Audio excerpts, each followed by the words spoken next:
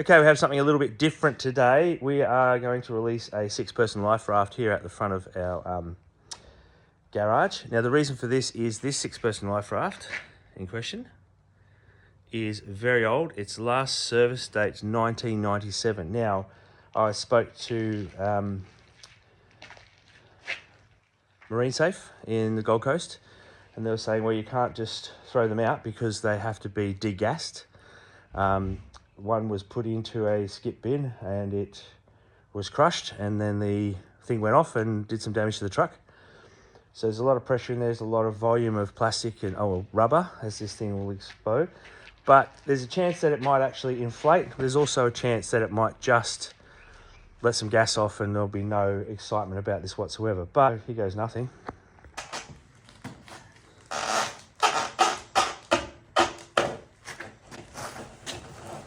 The lock comes out, so go back over there. So if you actually are activating a life raft, don't just pull the cord and think something's going to happen. There's actually quite a lot of paint, this is the painter cord, in there before it gets to the actual cylinder. But there's nothing. There's a lot of paint that comes out. At some point, it's going to let go. Now, I'm going to go over this again. We've just listened to this amazing story. It was about the, oh God, I forgot the name of the vessel. It was an Australian vessel that sunk in the 1970s off Tasmania, west coast. And it set the benchmark for maritime. It was one of those things that set the benchmark for maritime safety. And the names just escaped me. It'll appear on the bottom of the screen. I'll make sure, Greta, can you please do that? And one of the things that was noted when they released the life raft, to their horror, when they pulled the cord, nothing happened. Now, this is how much of the painter was in the actual life raft bucket, in the actual container, before it engaged, right? So if I'm doing this and I'm pulling out, this is how much I have to pull out of the actual life raft before it gets to the point where you actually, yeah? So when you drop the life raft in the water in a panic, don't just go yank and go, oh, it's not working. There is this much line in there, in most cases, before you actually get to the end, right? Before you get to that point where the pull. So in this account of this fella who was rescued, the 10 of them got off the ship and 4 of them perished. But in his account of when they did it, they said they jumped on the ship and they yanked it and nothing happened. And it was only after pulling on it again and again and again that it went off, okay? So, yeah, and a lot of things from that exact disaster set the benchmark for maritime safety in Australian waters thereafter. So, here's it.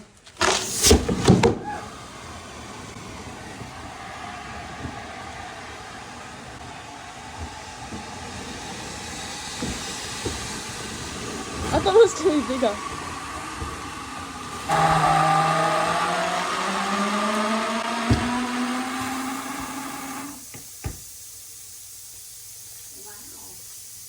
And there you have it. Let's see what it's got in it. So we did not need that much space.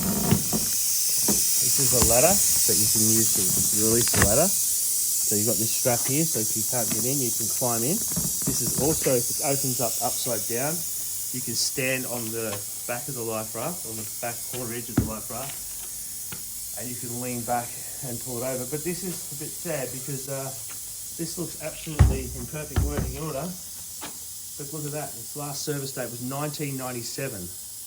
And now, you imagine that's a 6-person life raft. Not exactly the most comfortable thing to be in. So let's see what it's got in it.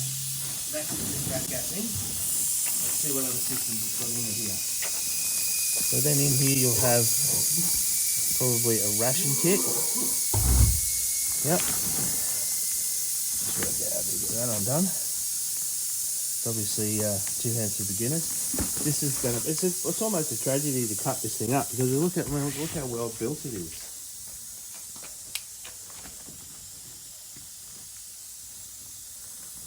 Okay, let's have a look at some ration pack. What have we got in here? we have. That goes to show you how old it is. Look at these old ever-ready batteries. Haven't seen those for a while. Oh my gosh, imagine if it still worked. Let's see. Oh, this is a classic torch. Can we keep it? Oh yeah, we're keeping it. Look at that, it's been packed. Topical? Yeah, well this is what it been packed. It would have been packed many times by professional repackers. So let's just cut that off. Imagine if it still worked. That'd be hilarious.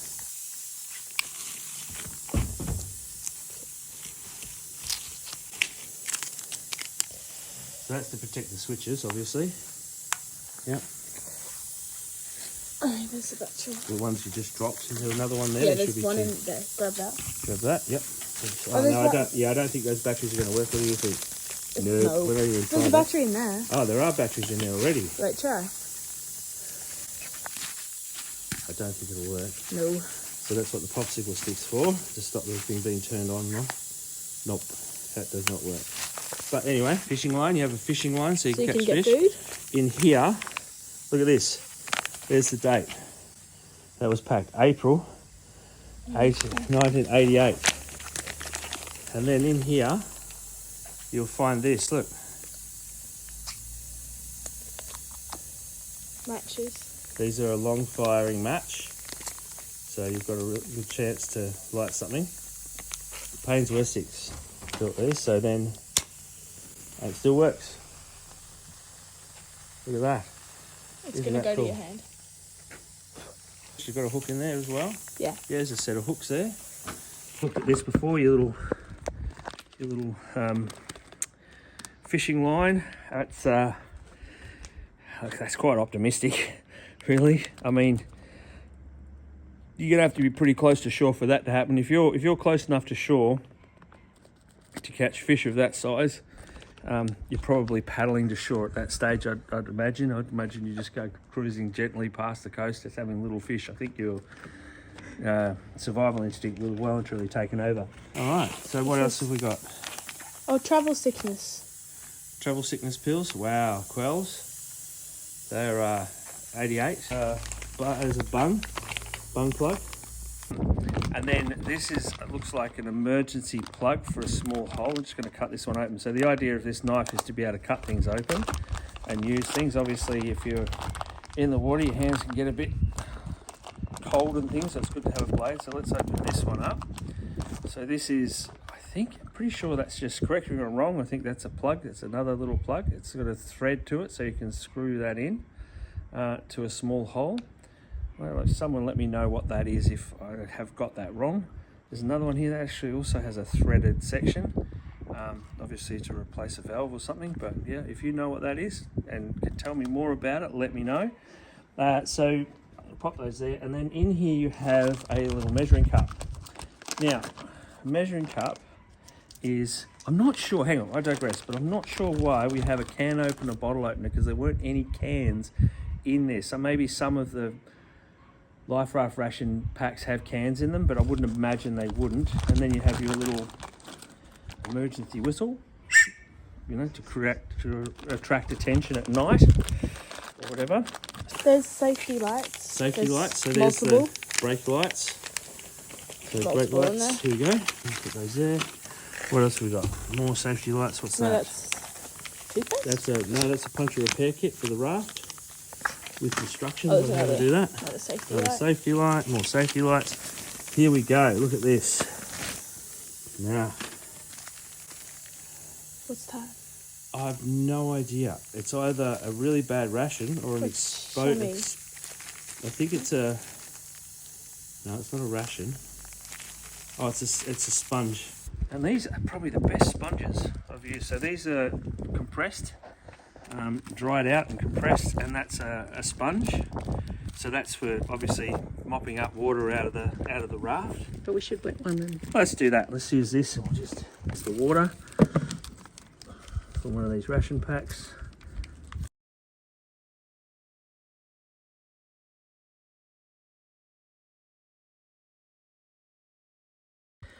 So the other thing too is, I'm guessing, you know, if you have rain, or you could trap rain in these sponges as well, you might get a bit of, keep a couple of them dry so that you're not got salt water in them, and you could probably collect rain with those as well. Oop, there we go.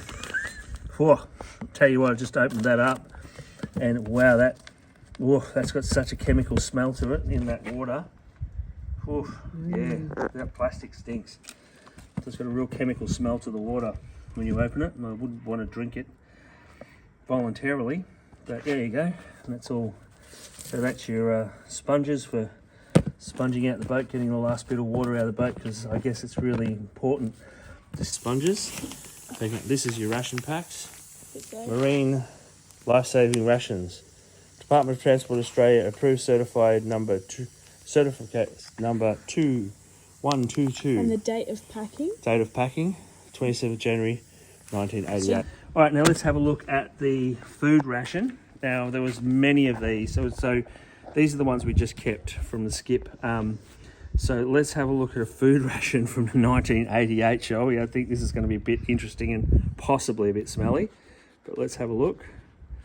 But I mean, I've seen YouTube videos of army rations that have been opened like from the Second World War, and they're still usable. But this is 1988. I don't know, Greta was suggesting that maybe I do like if I get 1,000 likes on this, I'll eat some of this, but you know what? I think I'd probably be going 1 million likes if to make me eat something like this, or you know, maybe 1,000 followers. So this is it. It's like a little glucogel, and it's just a little pack. Let's get the second one, and it looks like that. It's like a little barley sugar. It'll have glucose in it. It'll have all the sort of, yeah, just literally smells like a glucogel kind of thing. I'm sure it's got some other bits and pieces in it, but it's quite sticky. And there you go. And it's looked like that since 1988. So technically you could survive off that. And it's made by Allen's. So there you go. So it's literally just probably Allen's barley sugar. Then we've got more ration packs. We've got this is not good. So this, look at this, 88. So these are going to be handled very carefully, and we're going to be taking those straight to the police station because they're very old and quite dangerous. So these are going to be very gently handled. You have another one which is probably a rocket. No, that's a Reg Flare. This is really old stuff, so this is actually probably quite risky, so we're going to be very, very gentle with those. What have we got here? So now we've got a rubber inflator hose. So that's the pump, the foot pump for the raft, which is pretty basic, but it'll work. Yeah, manufactured by R&M Components. Okay. Then in here we have a Seven Oceans drinking water. So that's drinking water. Actually? Yeah, it's water. There's little pockets of water in there. Yep, there's one of those. There'll be a few of those, you'd imagine. So you have your ration cup. And if we look at the water rations here, we can see it's water ration. It was packed on the 4th of 1988. Yeah, 4th 88. You got that? Yep. So, and it says open. Now, I've never opened one of these. I'm going to open one of these so you can sort of expect what's going to happen. And it says, what was it? The ration other side has a ration recommendation consumption, 1/4 litre per person per day. So I'm assuming that this is a 1/2 litre. So 1/4 of this or 1/2 of this per person per day, and then measured out over the day using this. So 60 ml each time. So you don't just drink the whole lot at once. You just try and ration it out. So I'm going to cut it where it says to cut it. I've never cut one of these open before. I'm just going to cut it there and see what we get. Do we just get straight water out of there? No, we don't. Maybe there's individual baggies in there. There are individual baggies in there. Look at that. Learning something new every day here, guys. So in here, we have individual baggies, which are 50 ml. Okay, so that's your 50 ml of water ration. It's all marked at 0488. Yeah, it's 50 ml water ration. So that'd be your water ration. So you could ration out the water. So I'm not sure why we got this, but maybe you need to ration other things out. So that's your water ration there in little individual 50 ml packs. Yeah, very cool. So these things are really meant to, that's a signalling mirror. So signalling mirror, you've got some things here, it gives you instructions on signalling. So we'll definitely keep that, Department of Transport Electrical Signalling. So this is a signalling mirror. It has some instructions in there, so let's have a look at the instructions. You see we've got a skip bin behind us over here ready to take all this stuff, which is, like I said, it's a bit of a shame because, you know, it's still a working life raft. So so you basically line this up, you can see there, you line this up with the point of what you're looking at through that there, and you use that part, telegraphical I think they call it, Yeah. heliograph. So actually fold the foresight in the left, hold the foresight in the left hand in front of the heliograph, align the hole with the hole, targeting the ship. Anyway, you can take a screenshot of that if you like and read it later. Okay, bye. Okay, so here we have more first aid kit, burn gauze, all sorts of things. You could if you know like there's band-aids, there's some other things. There's no medications in. Oh, there is some Panadol, really old Panadol. Wow. The rest is pretty much there's so much food food and water in there. That's probably that's leaked a bit. So that's all food and water. So let's take that out. We can't take it out because it's safely stitched in and connected to the raft. pretty good, but So like this log. and then we have an oar. And you got some oars. Yeah, a couple of oars. They're really well tapped in. So we've got the little paddles. Now, when we were listening to this story, it's on True Survival Stories by the Noiser Network, the Noiser podcast network, which is a really good series, and they had the one for, they've done a few disasters around Australia and stuff like that. But when we were listening to it, we could hear them, paddling for shore and stuff. All I could visualize was this. This is what they were using, and this is what they would have been paddling with. Yeah. So if you look at that life raft we inflated with, say, 6 people in it, it's quite weighted down and everything, and you're paddling, pulling this thing along with these 2 little paddles. And that's it. That's the amount of leverage you've got to paddle. I mean, it looks ridiculous, me doing this right here, standing here doing this. It looks comical, but I don't think there was too much comedy in that when they're actually using this to actually save their lives. And they managed to get ashore. That's the hose. So let's see what it looks like underneath. What's this for? There's the cylinder. There's that. Take that out. Use that for something, right? Yeah. All right, give me the phone. Okay, so what Vivian's opened up there is a sea drogue. So it's like a sea anchor. So you put that out behind the vessel. Behind it, you can see it's been stitched in. And what that does is that there's like a parachute it goes under the water, and it creates stability and stops the boat and limits the risk of capsizing because it gives some drag as you're going across oceans. Do you want to flip this over? No. You're going to hop in and show us what it looks like inside. So Vivian's heading inside there.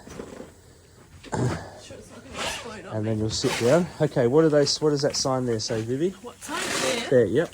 It says, get away from sinking ship, post a lookout, gather survivors, check proper functioning of life raft, open kit and read survival instructions. So there's survival instructions. In the kit, yep, there were survival instructions in that, mate. So if you think about that, that's a life ring you can throw out to someone if they need to be rescued.